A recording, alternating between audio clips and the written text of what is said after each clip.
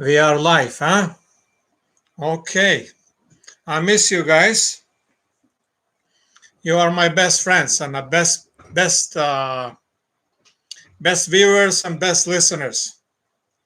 And I thank you for sharing your time with me. It's it is important for me that I know when I'm talking something that I strongly believe in, that I have people who share my beliefs, and makes me feel as I am not just trying to make some difference or make some common sense in a conversation that we are having in the last month. It is, as I said, makes me feel good that I know that there are people who care for the same things, same thing as I do, and that's mean health and family, life and country, and the world in general. So, good evening, ladies and gentlemen. Thank you for sharing your time with me again. And thanks for visiting. Thanks for your comments. I'm humbled. And as I said, I never prepare the program. I never write a single word. I do as I feel, and I speak as we go, and I express myself in a genuine way and a real way as can be. And the things that I say, the things the way I express them, is the way I believe in them. I wanted to touch the subject. Young lady went to Palestine last week. She has a program that she draws millions of people. Kim from Los Angeles, and I enjoy listening to her because she's very genuine. I I'm practically not a fan. I'm a listener to a common sense a program that she has. She's sincere. She's honest. She spent 1 week in Palestine talking. Never been to Palestine. She's a first-time American, and her father is American. Her mom is from Vietnam, and that's what she introduced herself today. And she wanted to go to Palestine. She wanted to see what's all about. I have said for years, for 50 years, I've been telling people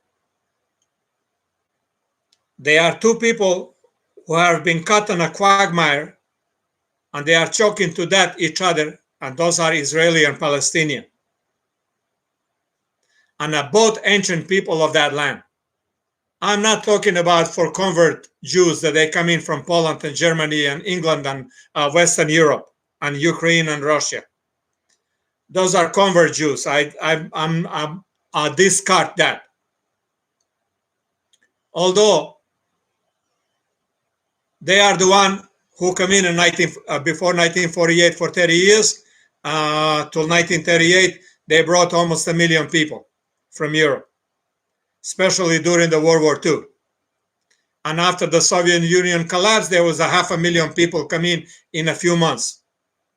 So now you got a blonde Jews, red hair and blue eyes Jews, freckle faces Jews, curly hair Jews, straight hair like me, pure white people, Jews.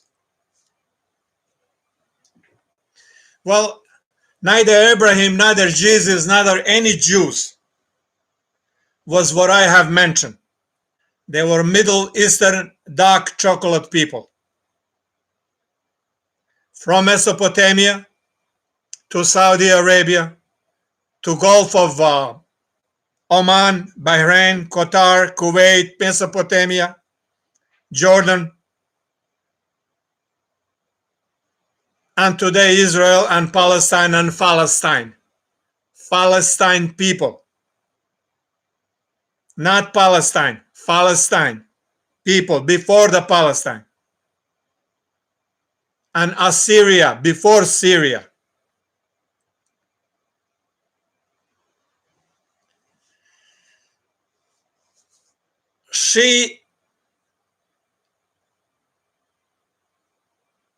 Kim was so distressed on her program today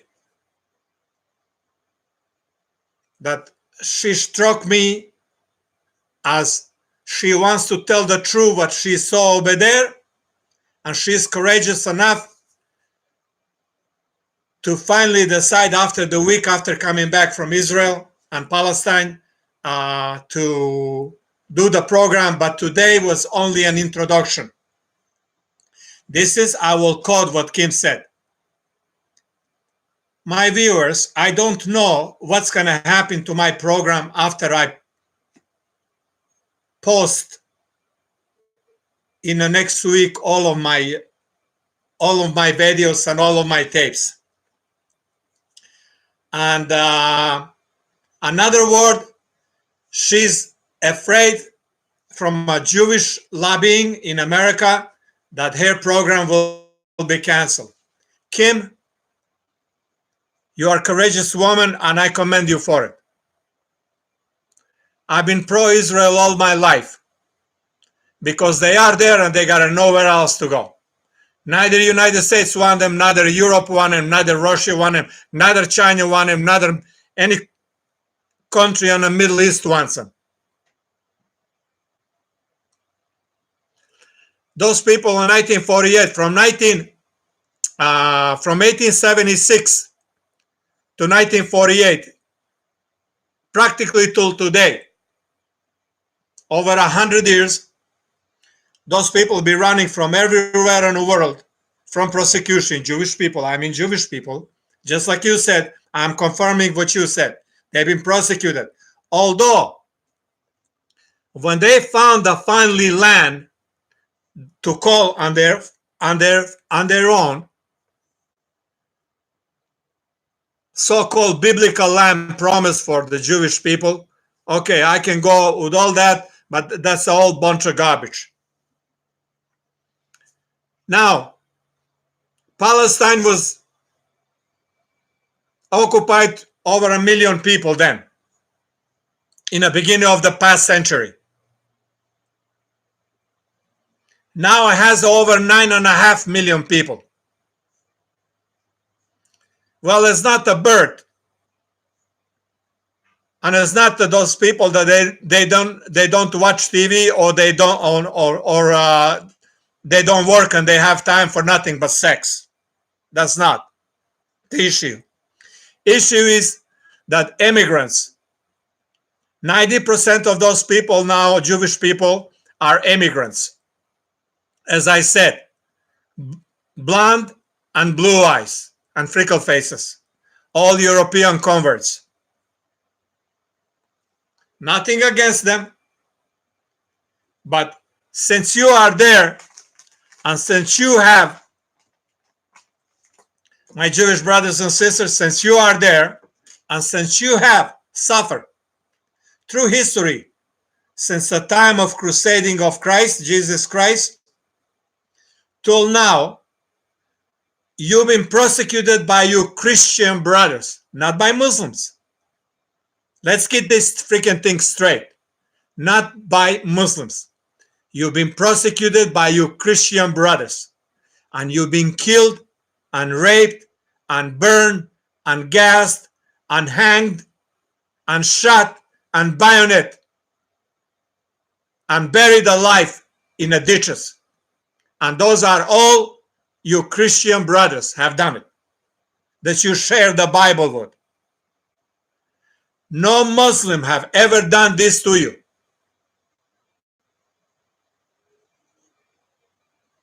In history, the only thing that Muslims have ever done to you, my Jewish brothers and sisters, have lent you a hand to save you as from the Spanish Inquisition in Granada and Spain, sending you to the Middle East and raping you and killing you and beating you and taking everything that you possess before they send you away empty-handed. cross Gibraltar. Well, if some of you don't know what Gibraltar is, that's the mouth where in Mediterranean and Adriatic Sea meet. It's just about 1.5 miles or 2 miles wide, or maybe even less. Now, this is what Kim is afraid of. That when she was telling a story what Israeli IDF and the police are doing to Palestinians, to their homes, to their land, to their streets, to their human rights abuses, to their schools, to their water, to their sewer, to their farms.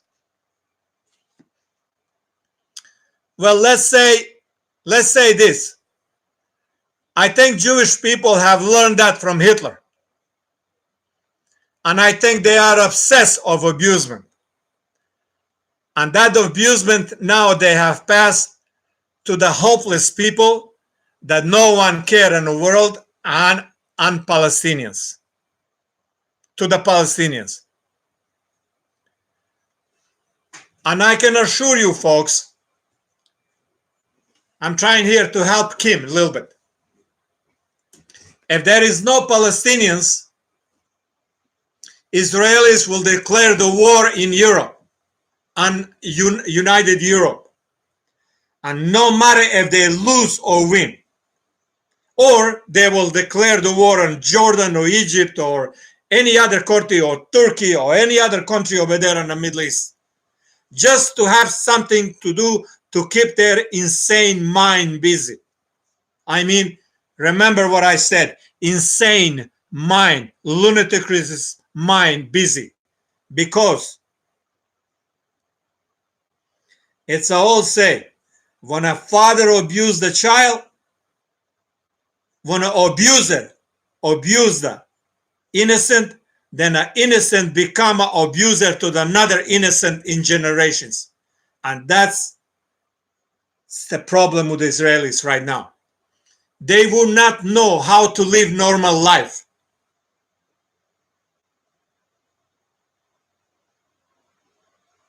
And that is just one chapter in a Jewish history that is tragic, and will be tragic and end of the road, because there is no end of the road, a safe end of journey in this kind of behavior. Sooner or later, or sooner than later, someone in the world will rise and call for economical boycott of Israel, and the United States won't be able to save it. The only thing that the United States can do then is, my country, is observe him on the State of Union. And I wouldn't even mind see that, okay? Because I'm sick and tired of this freaking AIPAC group that is robbing a soul and heart and making my politicians in Washington, D.C. spineless. From the president to the congressmen, congresswomen, from the senators and senator women, and from legislatures, from our Supreme Court and all the way down, and from our military ranking officers, you cannot find single one of them.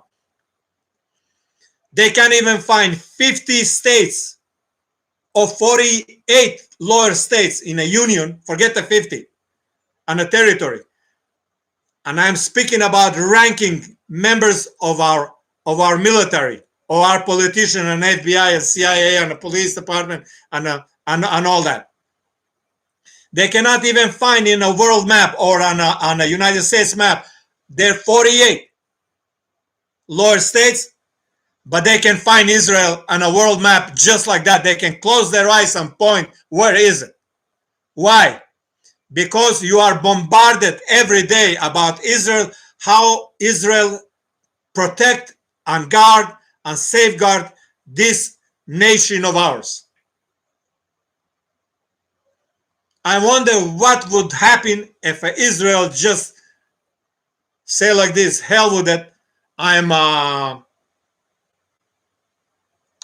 I'm giving up on you, United States of America.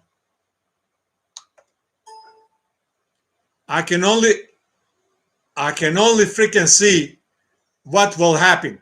What would happen if that would happen? Oh my God. I'm already freaking panicking, okay? We will get invaded by Cuba and Venezuela and Mexico and Grenada and Haiti and all those countries. They are worthless. We would get invaded by them, and then Israel will come in and rescue us. Just a joke, okay? I'm not degrading these countries, but these countries are not powerful enough, like let's say Soviet Union or China or European Union, you know what I mean, or Canada, to come in and invade us. So Israel can come in to save us. What I'm trying to tell you, folks, we can live without Israel, and Israel cannot live without us, and we should not allow the AIPAC rob our hearts and souls. We have no friends left because politics of AIPAC, that's the American Organization for the Jewish Salvation, Zionist Jewish Salvation.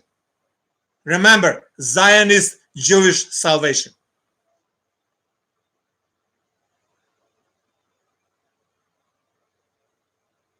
Like I said before, I support and I am for Israel's existence and a right to exist, but I'm, as much as I support that, as much I resent their behavior against the Palestinian people and the treatment of Palestinian people,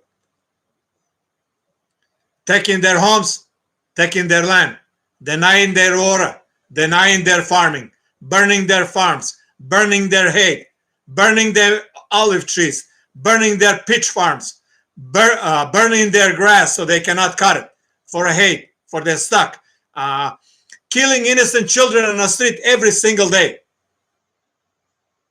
Every single day. Carrying a special permit card to travel in your own homeland, in your own ancient homeland for thousands of years, tens of thousands of years, and the world stand by and watch that, and my government of United States of America is watching that.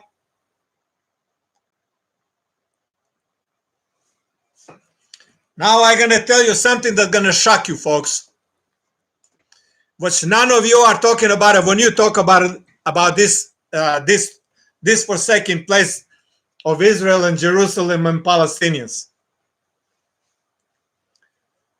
During the very first war, we will not go on a date and time and hour when the war starts.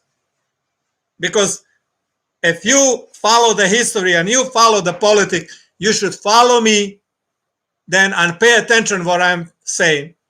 And then figure it out that there are more than 10 major wars in Palestine since United Kingdom decided to get rid of the Jews in England, and France and Italians from Italy, and Austrians from Austria, and Hungarians from Hungary, and all Western Europe, so-called Christian moral world.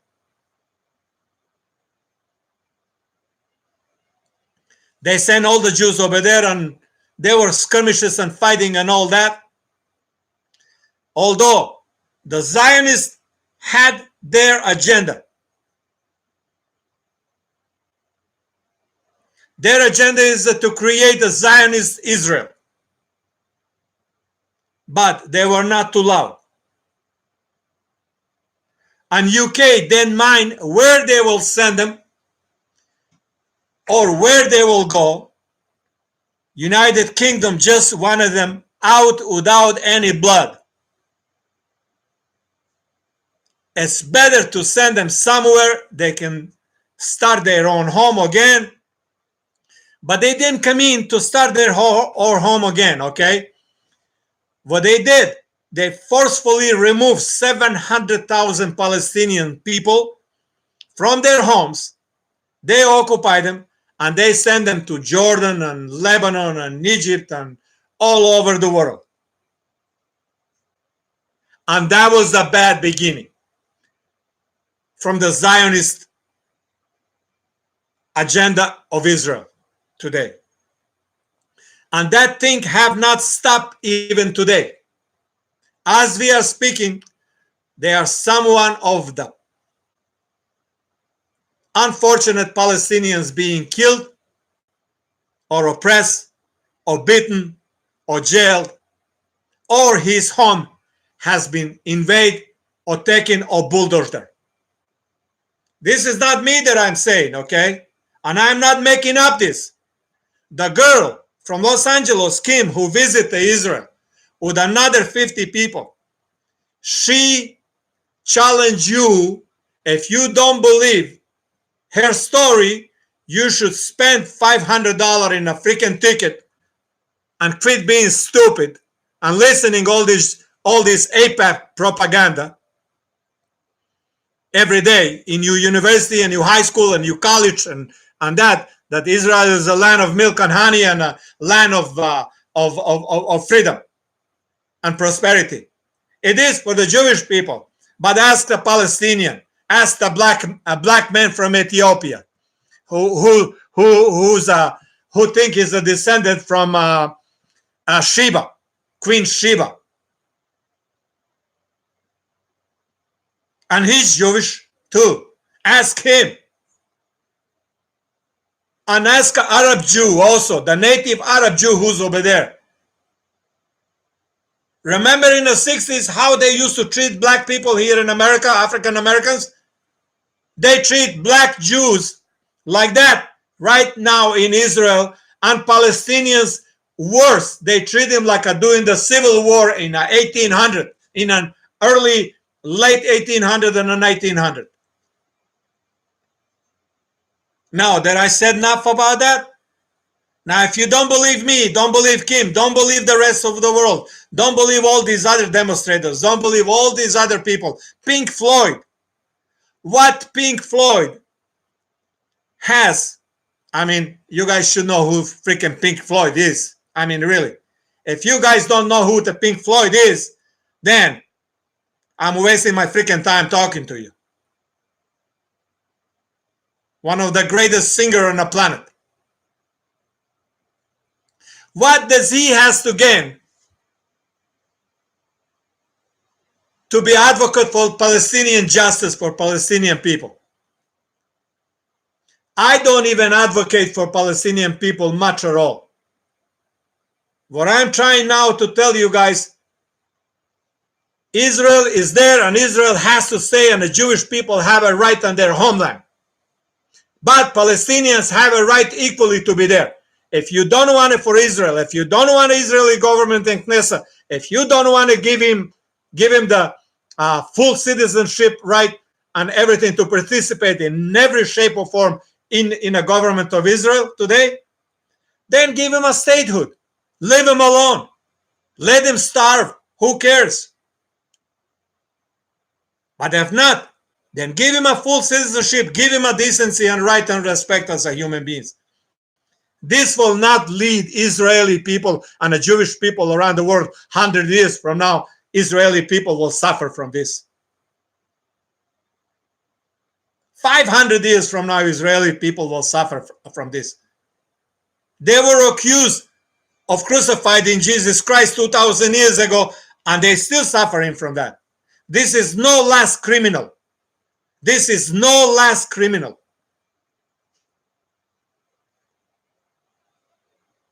Although, all of this said, folks, all of this said, I'm gonna mention every freaking country on that part of that part of the world. And I will go Lebanon, Syria, Iraq, Saudi Arabia, Persian Gulf, Kuwait, Bahrain, Qatar, Yemen,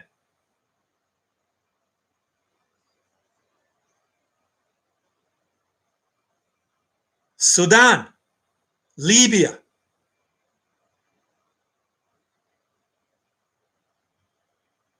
Morocco, Tunis, Algeria, I will leave Turkey and Iran on the side, and Pakistan. But this country that I have mentioned, these countries are neighbor. And these countries are to blame.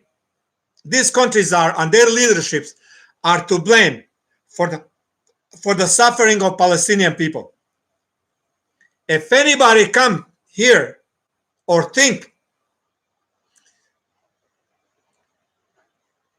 that these countries have not, and their governments have nothing to do with the suffering of Palestinians, then you should stay away from the freaking politics.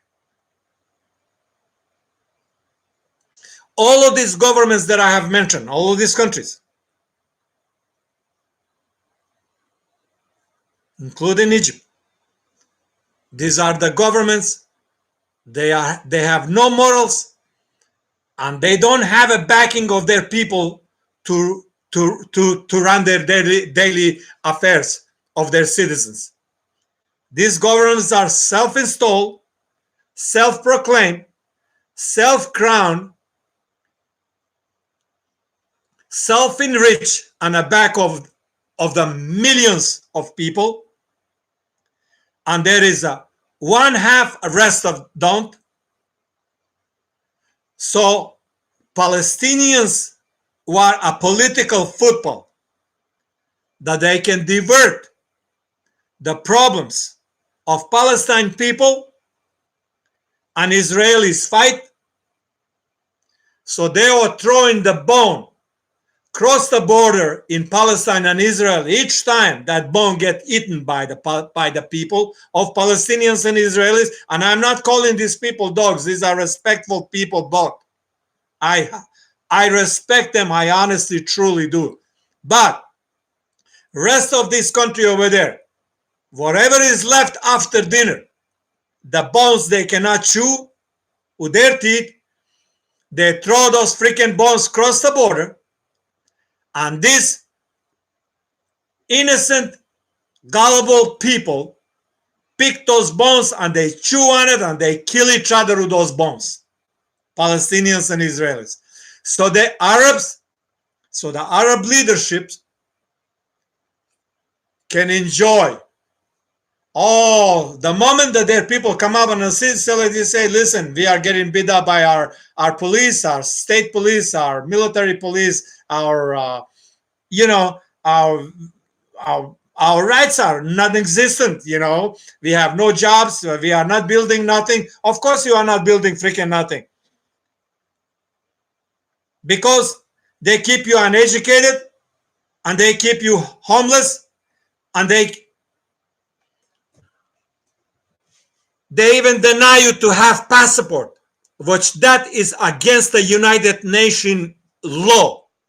Every citizen in the world should always be able to possess the passport of his country, of his birth country or adopted country. No one in the world should be stateless. That's the charter of UN. If you don't believe me, just freaking Google it. Palestinian people, that's all they have. It's a little piece of paper card. You cannot go from town to town or across the Gaza or across the West Bank. Forget about a crossing in Israel. But Israeli can go to their settlements and anyway and everywhere they can, and they have a separate road. One is a dirt donkey road for Palestinians, and one is a 4-line highway for settlements around the West Bank for Israeli people. And those are Jewish people. They come all from all over the world, Zionists. And those are the freaking worst one. They carry Uzi on their shoulder every day and everywhere they go. And they shoot people in a school. They shot people, 26, 27 people in a mosque. And guess what happened? Israeli government Knesset says like this, look, they want a part of that mosque, and you need to put a wall in the middle. And they did put the freaking wall in the middle of the mosque to make the synagogue. That would be just like somebody go right here in Las Vegas or Los Angeles or anywhere in the United States, you know what I mean? Some white prick or freak, like they do these neo-Nazis, and start shooting in a synagogue, God forbid, like they did last year in the Pittsburgh, Pennsylvania, and say like this, and the United States government goes like this, okay, you know what I mean? Listen, guys, you have to put a wall that this guy wants to have half of that synagogue and he wants to have it as a church.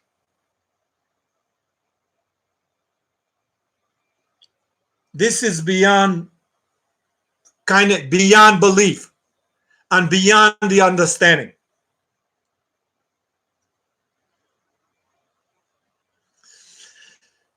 Now, all the suffering for the last 60 years for Palestinians, don't blame Israelis for all of it. If Arabs wanted to negotiate a true peace for Palestinians, and if they did really care for Palestinians, and if Egyptians really care for Palestinians, they got a plenty freaking desert. Saudis and Iraqis, they have so much freaking land. And Egyptians and Libyans that they can build 10 Palestines. I mean, they can build 10 Palestines. Why don't they get together and buy the Sinai Peninsula for Palestinian people from Egypt? You got 10 freaking people living on that Sinai Peninsula. Nobody lives over there. Nobody from Egypt crossed the Nile River. Nobody wants to live on the other side, on the peninsula of Sinai. Nobody. Why not then buy this and get these people from Gaza, from that prison camp? 1 million people on a 20 miles long and a 10 miles wide, 2 miles wide strip of land. Give me a freaking break. You call that living? I mean, really? Any of you call that living, then you are not human. You're a freaking animal. If the world care enough, they can solve this problem tomorrow. Oh, Egyptians and Arabs and Jordanians and all the Arabs, all the countries that we have mentioned in the beginning, I don't think it's important to rename them again. But if you do, just leave me a note and I'd be happy to do it. Like I said, when we talk politics and the world and the things that we care, I do not prepare the program. This is all in my head. Trillions of dollars. Saudi Arabia has spent trillions of dollars, not 1 trillion or 2 or 4 or 5. Saudi Arabia has spent over $35 trillion on just on weapons. That's including all Persian Gulf countries. Egypt has spent almost $1 trillion on weapons in the last 60 years. And they cannot even defend themselves from probably freaking Eritrea, one of the poorest country over there on the Blue Nile or Red Sea. Sudan, spending money left and right on weapons, and people are hungry. I would suggest to all these countries to sit down and talk to Israel, include the European Union, and ask United States. Or we come to a solution for Palestine and Palestinian people. I mean, real solution to give them the justice that they deserve. or the world will boycott Israel economically. And that will bring them on a table in 30 days, I can guarantee you. Because in these days, nobody can live alone. I mean, nobody. Not even me, that I'm selfless freaking guy. Not even me. I need my beautiful wife and my beautiful kids. Okay? And so do you. So do everybody else. We all need somebody that we love and care. So if this doctrine is applied, then the peace, just peace, will come to people of Israel and people of Palestine, and will take him a long time to learn how to go to sleep and not to wake up in the middle of the night when the freaking bullets are flying everywhere.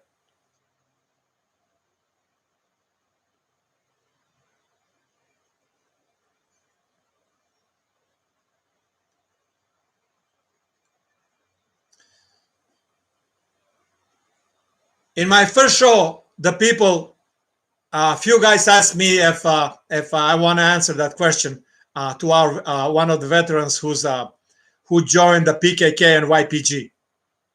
Listen, mister,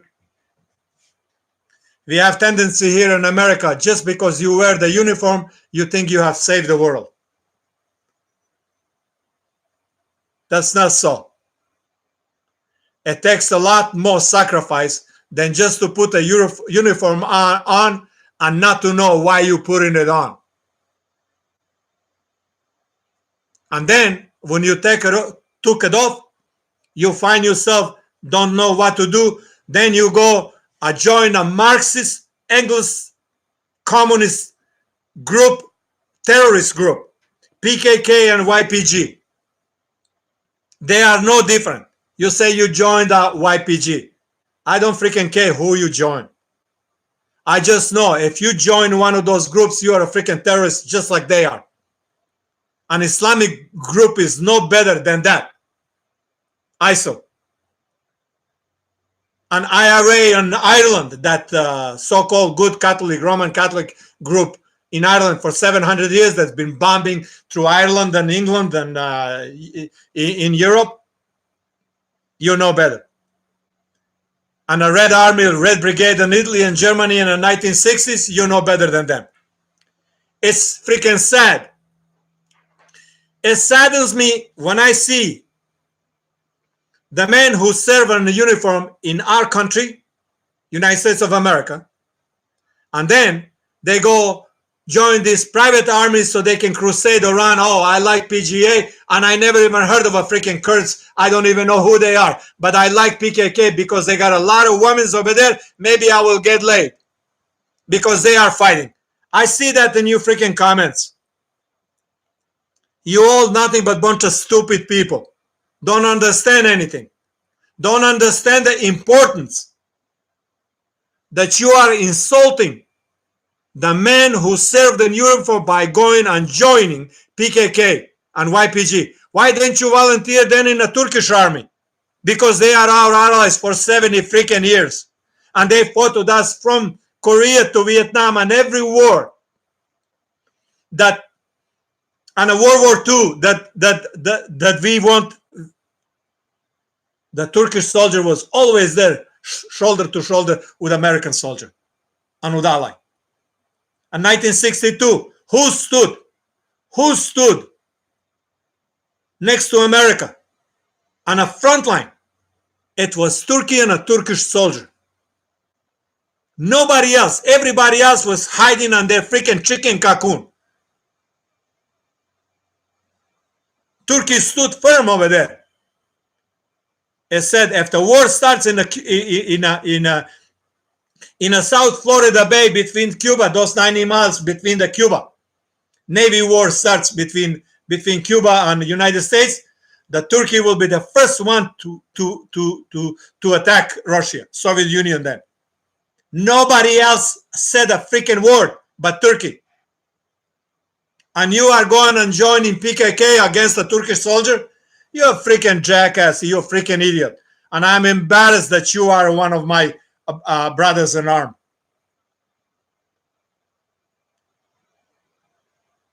There is no need to mention your name. You have videos all around the Google talking about how that you join YPG. Those people are murderers. Those people have killed 45,000 Turkish innocent people, farmers and ranchers and storekeepers and restaurant keepers and shoe cleaners and you name it, bus cleaner and port cleaners and professors and engineers and the doctors and you name it. And you are putting the uniform of our Marines and going over there and you joining PKK and YPG and you bragging about it on YouTube how courageous you are. You're not courageous. You're a freaking coward. And I say that for every one of you that goes over there. You are nothing but freaking coward. You are insulting uniform of our men and women in uniform. I know it's a free country and you have a right to go, but you should learn the history first before you do something stupid like that.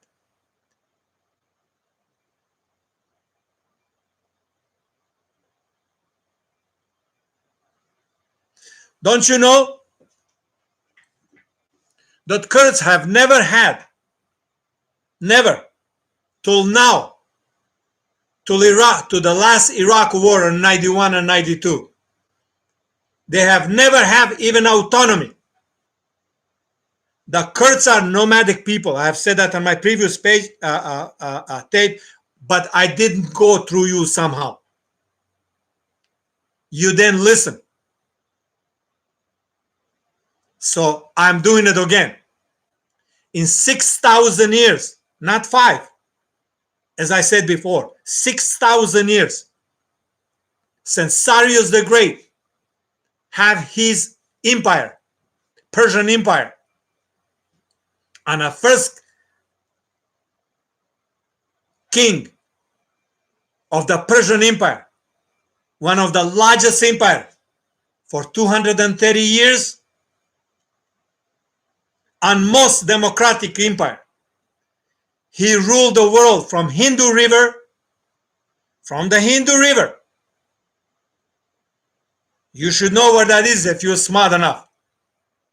If not, in case if you don't, I will tell you, go on a world map or on a map of Asia and look between India and Pakistan river. It's called Hindu River. From over there, all the way up to Europe, to Greece, to Athens, Greece.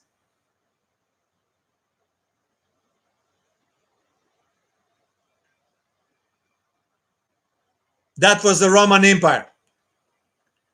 And the Kurds travel as a backup labor people or service people to wash, clean, cook, prepare the weapons, make the spears and bow and arrows and all that for the soldiers. All the need things for the soldiers. Camps and take him off and put him up and all that. Maintain the soldiers and the wagons. And the Kurds are those people. They come in with the Persian army and this part of the world, and when Alexander the Great invaded Anatolia, which is today Turkey, the Kurds stay. And they stay in that area, where now it's called Kurdistan. But if you don't believe me what I'm saying, and you don't take my word for it, you can ask a genealogy people, and you can Google that out, and you can call on a phone, and they will tell you that I'm correct 100%. If I'm not correct on this, then I will apologize. So the Kurds never had neither tribal leader, neither kingdom, neither land, not even in Indian continent, not even here, because they're traveling people like gypsies or like Masavis in Africa, in the northern African continent or Central Africa. All those tall, beautiful people in Africa, they live in those shacks. They make them every day, and they move with their cattle and their farms, and or their sheep or their goats, and then they live happy life. That's the way they live, and that's the way they've been living for eons, and they still live like that. Kurds were no better till 1912. They live like that. Then when a good European people come in, and Saudi Arabia king thought that United Kingdom and France and Italy will save them from the Ottoman Empire, and made him a king, made him a rulers and stuff like that, which they did, made him a rulers, but they made him a second-class citizens and a freaking slaves of theirs. In the Ottoman Empire, at least they were citizens. They were not slaves. And they were not looked down as a second-class citizen, as no citizens, in fact. Because as a colony, you don't have a right to be a citizen. You can carry a passport. They had a Hong Kong for years, for 100 years. Hong Kong people were never citizens. They just had a freaking mediocre passport. So they can travel out of the country and come back. I mean, out of the colony and come back. And today, even those demonstrators right now, most of them, they don't understand what they're demonstrating for. Where is your pride? Where is the pride of the human man?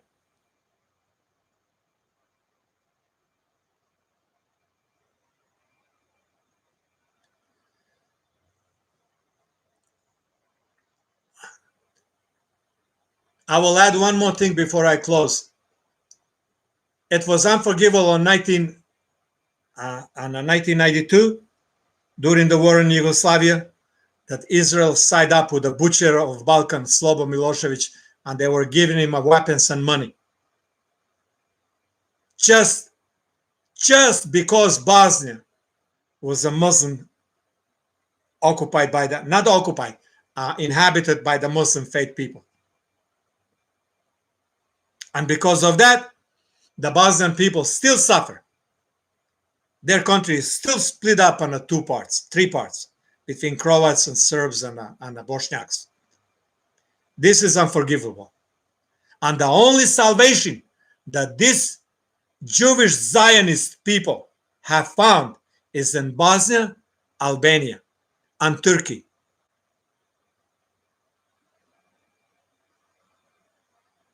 So don't forget these folks, okay? In this note, I will close this program for today, and thank you for being with me. I'm grateful for your time, and please let your friends know that we are here, and we are no-nonsense political editorial program, and we tell the truth, nothing but the truth.